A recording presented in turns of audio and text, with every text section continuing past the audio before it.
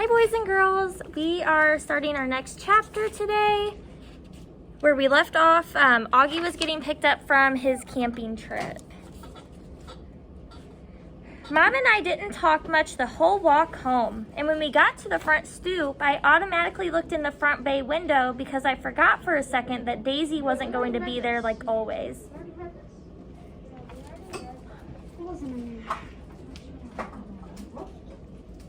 I think we might have read like a paragraph on this page. I'm just going to reread it because we didn't get too far into this page. Reading builds comprehension and Yeah. so there's nothing wrong with it. Okay, it doesn't hurt to reread a little bit. Okay, I forgot for a second that Daisy wasn't going to be there like always, perched on the sofa with her front paws on the windowsill, waiting for us to come home. It made me kind of sad when we walked inside. As soon as we did, Mom dropped my duffel bag and wrapped her arms around me and kissed me on my head and on my face, like she was breathing me in. "It's okay, Mom, I'm fine," I said, smiling. She nodded and took my face in her hands. Her eyes were shiny. "I know you are," she said. "I missed you so much, Augie." "I missed you too." I could tell she wanted to say a lot of things, but she was stopping herself. "Are you hungry?" she asked. "Starving. Can I have a grilled cheese?" "Of course," she answered, and immediately started to make the sandwich while I took my jacket off and sat down at the kitchen counter. "Where's Via?" I asked. "She's coming home with Dad today." "Boy, did she miss you, Augie," Mom said. "Yeah, she would have liked the nature reserve. You know what movie they played? The Sound of Music. You'll have to tell her that." "So do you want to hear about the bad part or the good part first?" I asked after a few minutes, leaning my head on my hand. "Whatever you want to talk about," she answered. "Well, except for last night, I had an awesome time," I said. "I mean, it was just awesome. That's why I'm so bummed. I feel like they ruined the whole trip for me."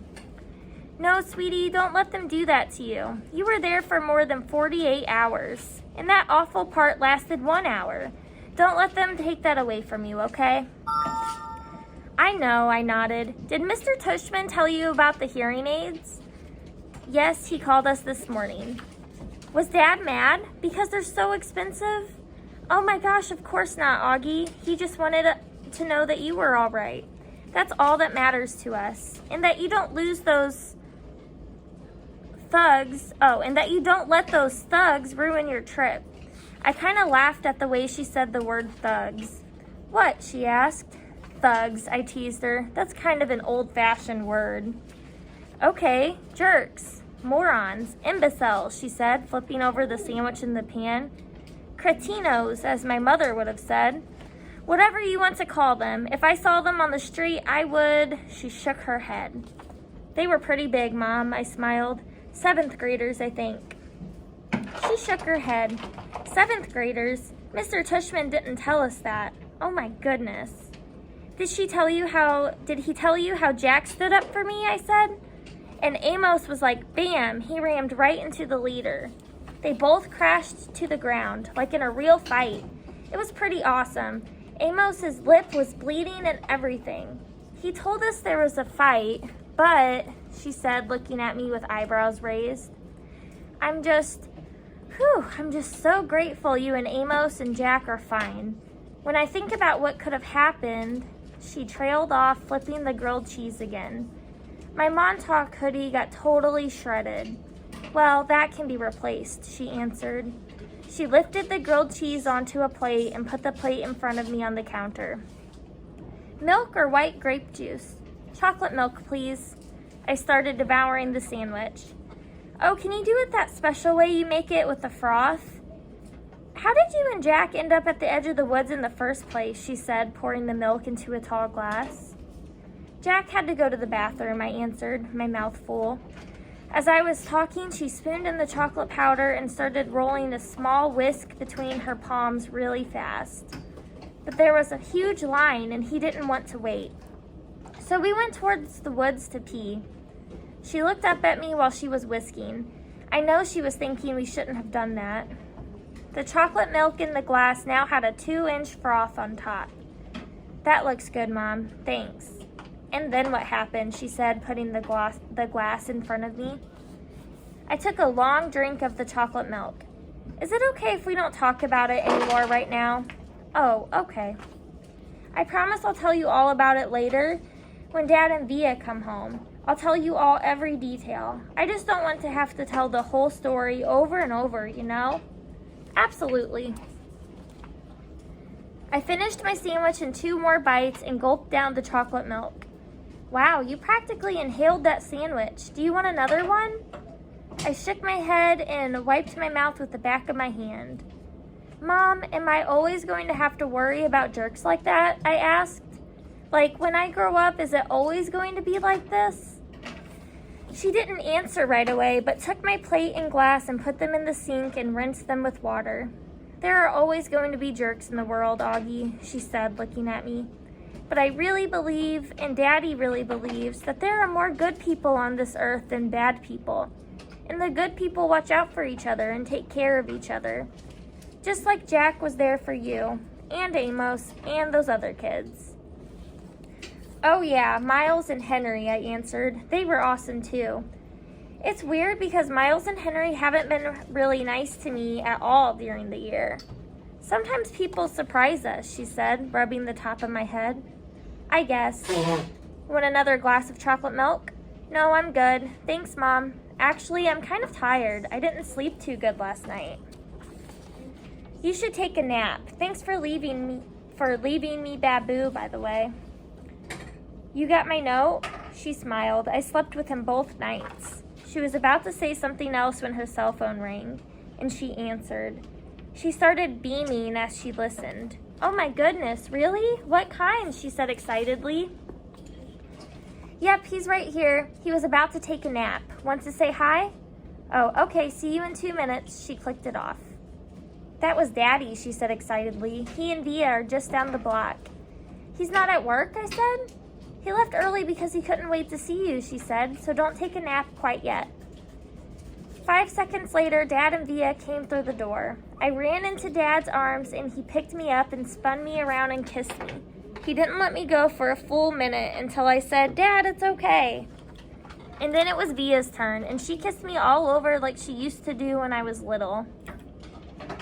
It wasn't until she stopped that I noticed the big white cardboard box they had brought in with them. What is that? I said. Open it, said Dad, smiling, and he and Mom looked at each other like they knew a secret. Come on, Augie, said Via. I opened the box. Inside was the cutest little puppy I've ever seen in my life. It was black and furry with a pointy little snout and bright black eyes and small ears that flopped down. We called the puppy Bear because when Mom first saw him, she said he looked just like a little bear cub. I said that's what we should call him, and everyone agreed that that was the perfect name. I took the next day off from school, not because my elbow was hurting me, which it was, but so I could play with Bear all day long. Mom let Via stay home from school too, so the two of us took turns cuddling with Bear and playing tug of war with him. We had kept all of Daisy's old toys, and we brought them out now to see which ones he'd like best. It was fun hanging out with Via all day, just the two of us. It was like old times, like before I started going to school. Back then, I couldn't wait for her to come home from school so she could play with me before starting her homework. Now that we're older, though, and I'm going to school and have friends of my own that I hang out with, we never do that anymore.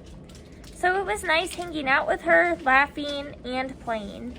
I think she liked it too. The shift. When I went back to school the next day, the first thing I noticed was that there was a big shift in the way things were. A monumental shift. A seismic shift. Maybe even a cosmic shift. Whatever you want to call it, it was a big shift. Everyone, not just in our grade, but every grade, had heard about what had happened to us with the 7th graders. So suddenly, I wasn't known for what I'd always been known for, but for this other thing that had happened. And the story of what happened had gotten bigger and bigger each time it was told. 2 days later, the way the story went was that Amos had gotten into a major fist fight with the kid.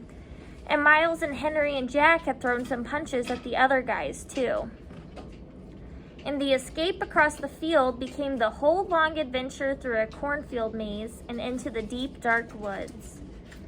Jack's version of the story was probably the best because he's so funny. But in whatever version of the story, and no matter who was telling it, two things always stayed the same.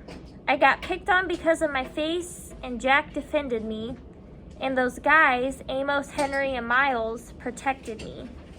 And now that they protected me, I was different to them. It was like I was one of them.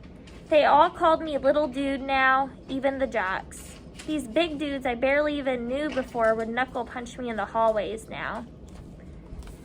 Another thing to come out of it was that Amos became super popular, and Julian, because he missed the whole thing, was really out of the loop. Miles and Henry were hanging out with Amos all the time now, like they switched best friends. I'd like to be able to say that Julian started treating me better too, but that wouldn't be true. He still gave me dirty looks across the room. He still never talked to me or Jack, and he was the only one who was like that now. And me and Jack, we couldn't care less.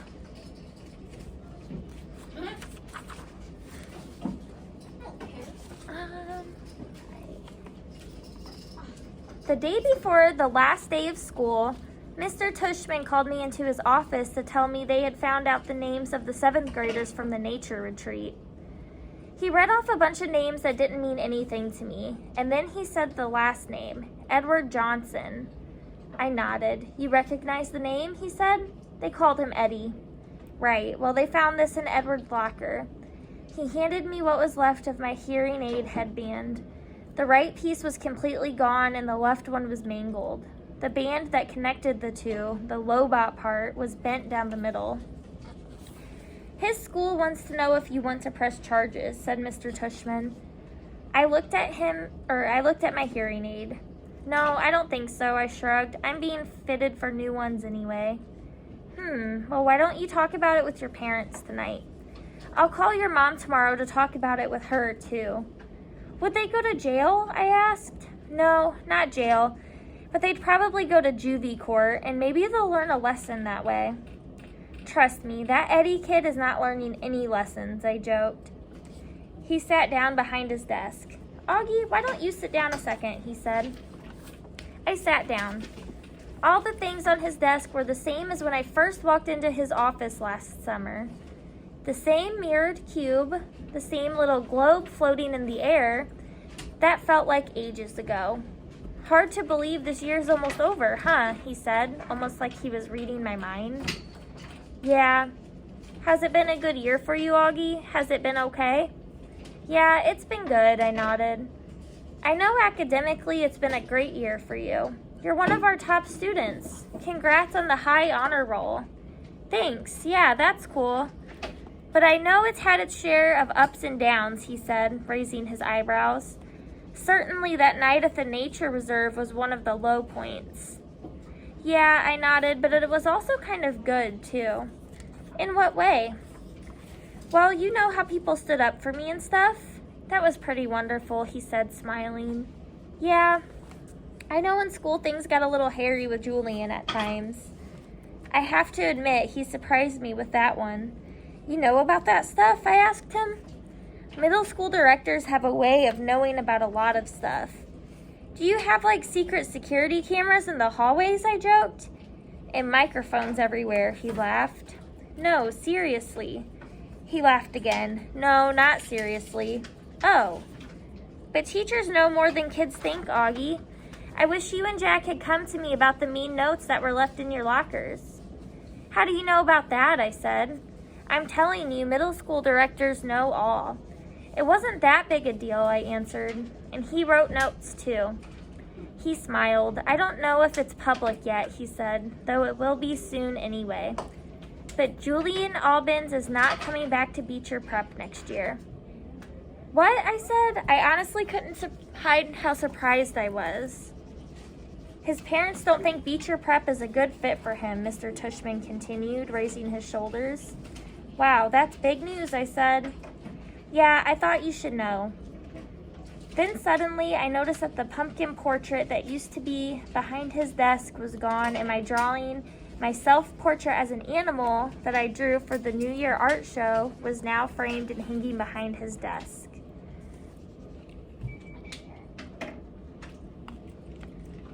When is she coming? Okay, that's okay. Let's just finish this page. Mr. Tushman turned around like he didn't know what I was talking about. Oh, that's right, he said, tapping his forehead. I've been meaning to show this to you for months now. My self-portrait as a duck, I nodded. I love this piece, Augie, he said. When your art teacher showed it to me, I asked her if I could keep it for my wall. I hope that's okay with you. Oh yeah, sure. What happened to the pumpkin portrait? Right behind you. Oh, nice. I've been meaning to ask you since I hung this up, he said, looking at it. Why did you choose to represent yourself as a duck? What do you mean, I answered. That was the assignment. Yes, but why a duck, he said. Is it safe to assume that it was because of the story, the duckling that turns into a swan? No, I said, shaking my head. It's because I think I look like a duck. Oh, said Mr. Tushman, his eyes opening wide. He started laughing. Here I was looking for symbols and metaphors, and sometimes a duck is just a duck. Yeah, I said, not quite getting why he thought that was funny. He laughed to himself for a good 30 seconds. Anyway, Augie, thanks for chatting with me, he said finally. I just want you to know that it's truly a pleasure having you here at Beecher Prep. And I'm really looking forward to having you next year. See you at graduation. See you tomorrow, Mr. Tushman. Okay, and that's where we'll be stopping for the day. Bye, boys and girls.